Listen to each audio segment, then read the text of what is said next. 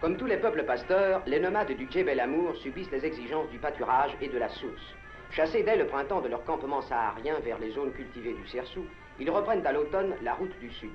La nécessité de fréquents déplacements que leur imposent les maigres pâturages du pays les a conduits depuis des siècles à vivre sous la tente et à choisir le chameau comme moyen de transport le plus approprié.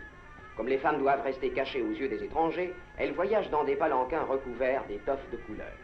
C'est au sud du département d'Oran, dans la commune mixte d'Aflou, que les Ouled Yacoub, que nous venons d'apercevoir, ont leur terrain, dans les monts du Djebel Amour. Mais, semblable au rythme de la marée, la transhumance les mène régulièrement au nord et au sud, hors des limites administratives de leur territoire. Ils mènent une vie que ni les siècles, ni le contact avec la civilisation moderne ne semblent altérer. Une vie faite de simplicité et de sobriété, dont les occupations journalières sont sans cesse répétées à travers les temps.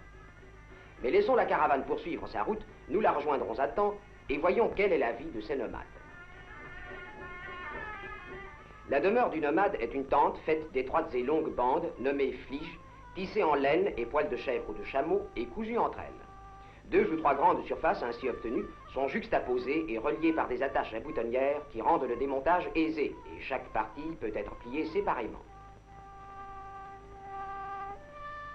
La cuisine, qui fait saillie sur le devant, est faite d'une pièce de tissage fixée à la tente par des attaches à boutonnières ou simplement cousue. La tente est soutenue par des mâts et des piquets de longueurs différentes, donnant à l'ensemble une allure pyramidale. Le montage et le démontage de la tente est un travail essentiellement féminin. Mais si la famille est réduite et ne compte qu'une seule femme, les hommes participent aux opérations. La principale partie du vélum formant toit porte des bandes tissées et décorées qui sont cousues à l'intérieur et dont le rôle est de renforcer la toile au point d'appui des mâts.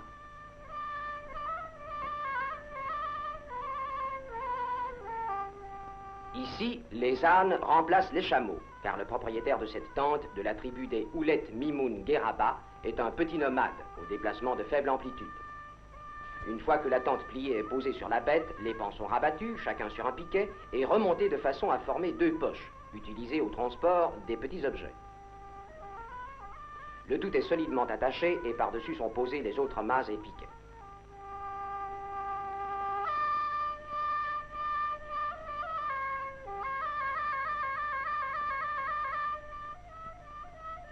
Et la petite troupe peut prendre le chemin de son nouveau campement. À l'emplacement choisi, les mêmes opérations sont faites en sens inverse.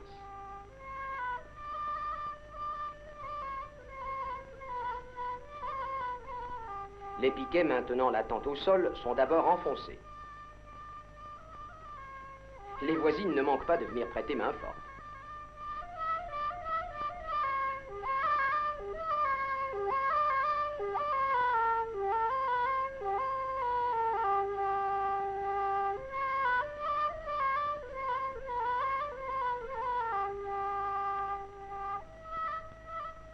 Tous les bagages ont été déchargés et éparpillés sur le sol, devant la tente. Les ustensiles de cuisine, un tapis de sel tout neuf, la laine d'un futur tapis.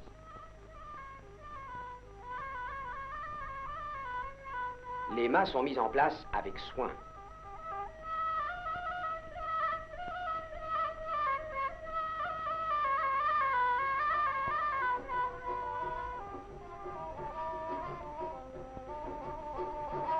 La basse-cour est déjà en quête de grains.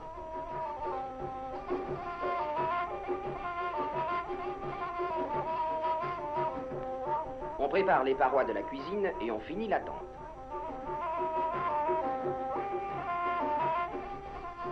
Ce ne sont là que de simples morceaux de bois qu'on passe dans une ganse. On finit ainsi de coudre la cuisine.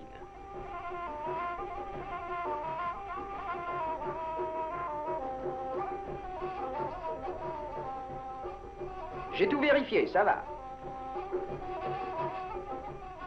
Les mâts de la cuisine sont placés de façon à laisser une ouverture pour la fumée. Non, non, non, non, ce n'est pas là, votre poulailler.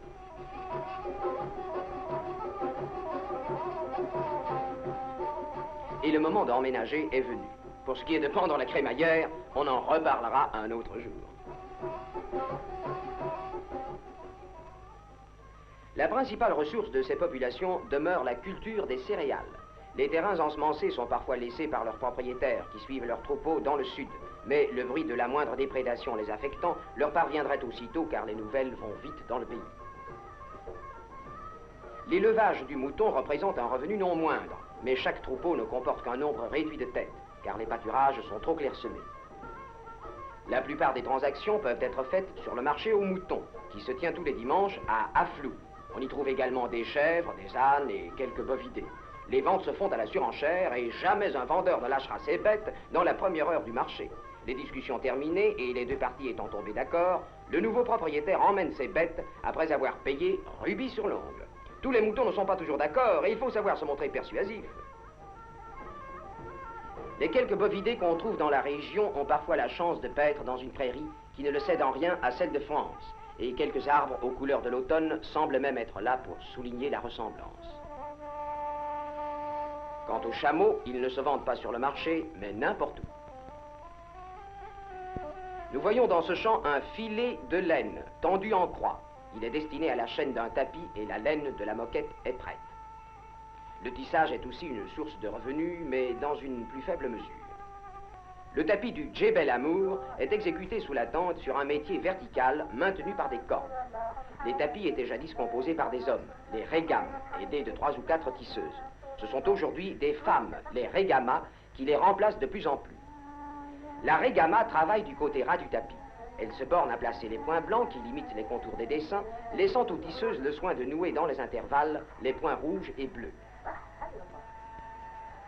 La régama, travaillant en somme à l'envers du tissage, opère de la façon suivante. Elle tire à elle les 2 fils de chaîne devant porter le point blanc et les intervertit. Puis elle noue sa laine qu'elle coupe très court, de façon à la rendre invisible dans la moquette. Il ne lui reste plus qu'à faire passer ses points de l'autre côté. Les tisseuses, ici au nombre de 3, nouent les points rouges et bleus qu'elles tassent ensuite à l'aide d'un peigne tasseur.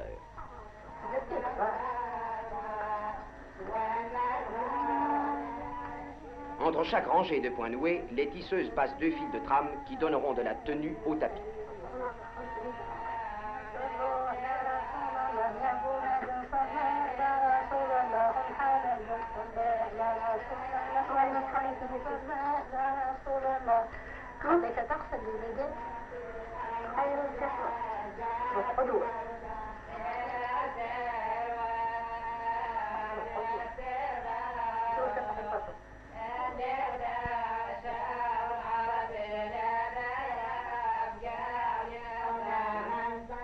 Le tapis, une fois terminé, comporte à chaque extrémité une bande tissée au décor très riche.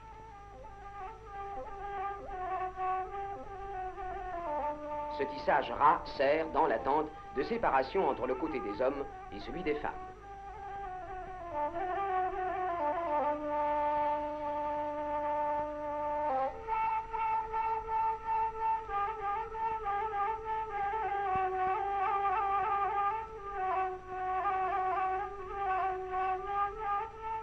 Les tapis faits sous la tente sont souvent destinés au commerce. Le propriétaire se rend alors à Afflou les exposer au marché.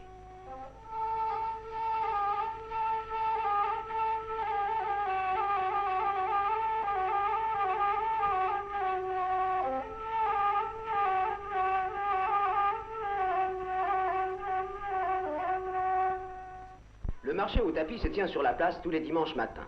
Là, chacun étale son tissage, paye la redevance et attend le client. Ceux-ci sont nombreux et viennent d'un peu partout, aussi bien d'Oran ou d'Alger que de Laguat ou de Gardaïa.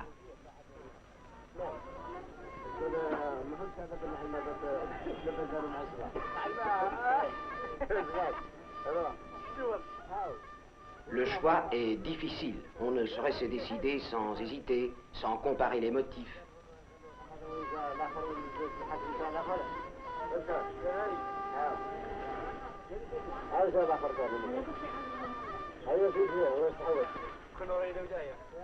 Une fois qu'il a fait son choix, le client emporte son tapis. Cet autre l'essaye sur place.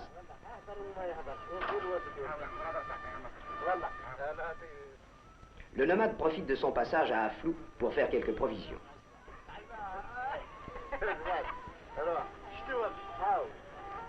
Il peut même, s'il le désire, acheter un flige pour réparer sa tente. Mais c'est plus rare, ces fliges sont habituellement faits chez lui.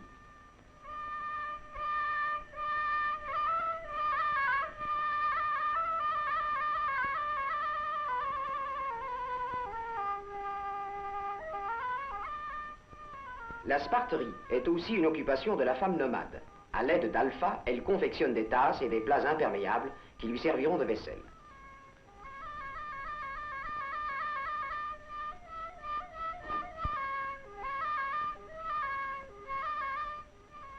Ces objets sont souvent relevés d'un décor des plus harmonieux.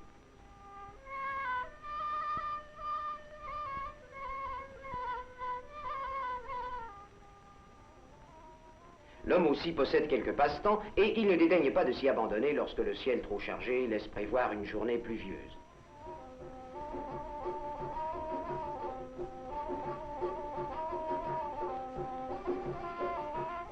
Dans un morceau de chêne sec, il taille avec sa hachette binette un guntaz, qui est la barre de faite de la tente, la clé de voûte de l'ensemble, où viennent s'appuyer les deux mâts principaux.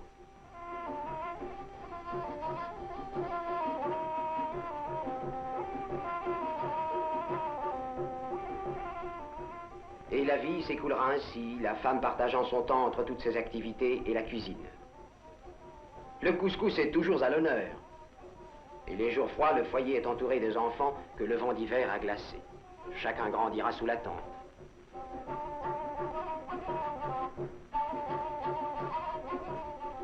Les jours de fête seront fastes et la viande apparaîtra au menu à la grande joie de tous.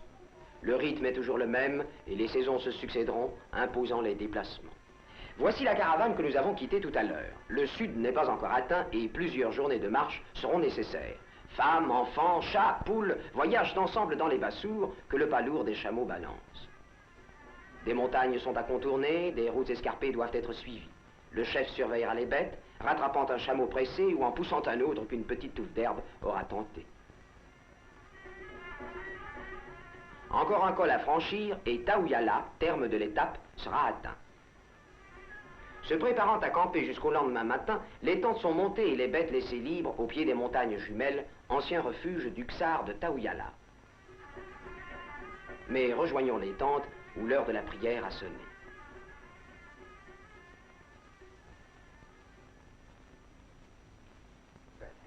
La nuit est froide et les chevaux sont couverts. Après le repas, les hommes se réunissent devant un feu et chacun parlera de la journée, du temps, des bêtes ou de la récolte, tout en se réchauffant.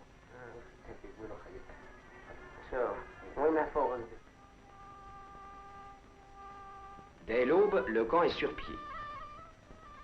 Les chameaux entravés sont ramenés vers les sacs qui les attendent.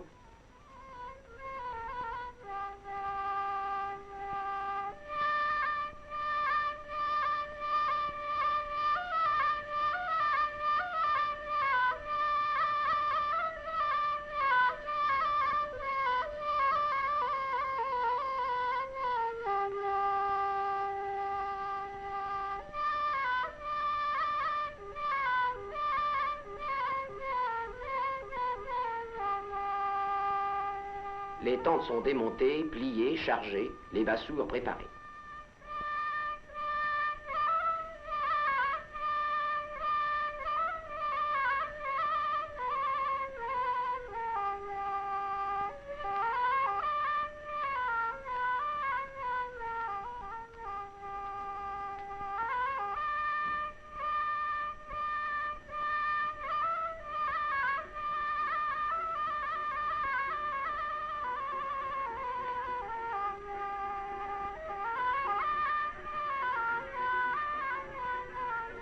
Le moment du départ est arrivé.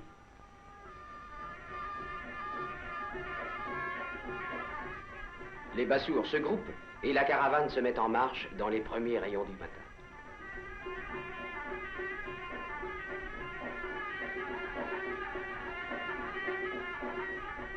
Et la petite troupe poursuivra sa route du même pas le long d'ouettes desséchées. Elle atteindra enfin les points d'eau.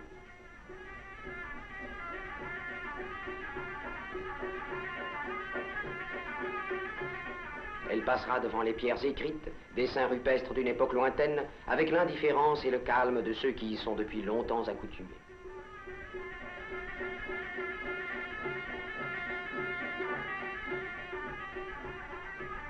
Puis, le paysage se modifiera, le relief sera moins déchiqueté, le Sahara ne sera plus très loin.